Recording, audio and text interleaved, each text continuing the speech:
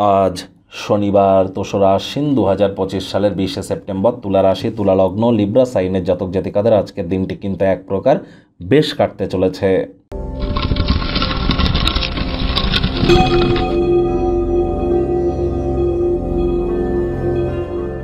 ভিডিওটির শুরুতেই স্ক্রিনে আপনারা দেখতে পাচ্ছেন শনি মহারাজের বীজ মন্ত্র ওম প্রাং প্রিং প্রং স শনিশ্চরায় নমঃ। সন্ধেবেলার সময় এটি ১০৮ বার জপ করুন।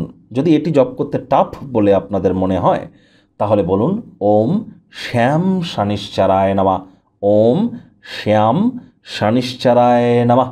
এটি আপনারা ১০৮ বার জপ করুন না। আজ ভুলেও সরিষার তেল বেগুন খাবেন না।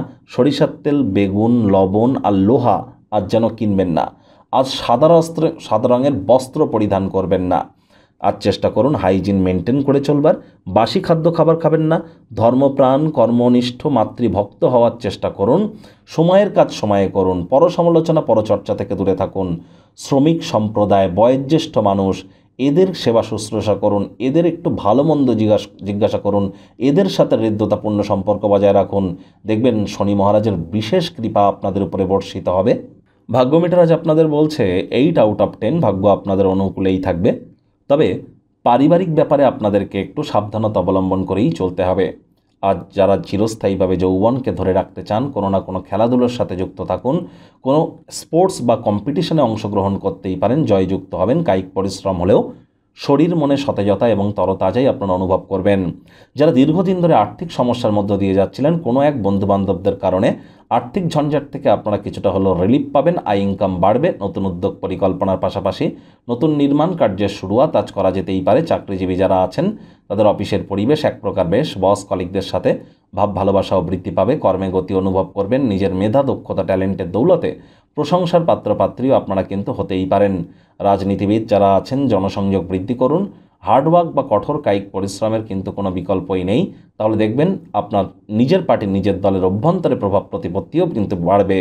তাড়াহুড়ো কোনো সিদ্ধান্ত নেবেন না। তাড়াহুড়ো শয়তানের কাজ। ধৈর্যে বসাতে লক্ষ্মী। শিক্ষার্থী বিদ্যার্থীরা যে কোনো প্রকার পরীক্ষা প্রতিযোগিতায় সফলতা অর্জন করবেন উচ্চশিক্ষার জন্য। যারা বিদেশ যাত্রার কথা ভাবছিলেন, ভাগ্যদেবীও আজ আপনাদের পক্ষেই আছেন।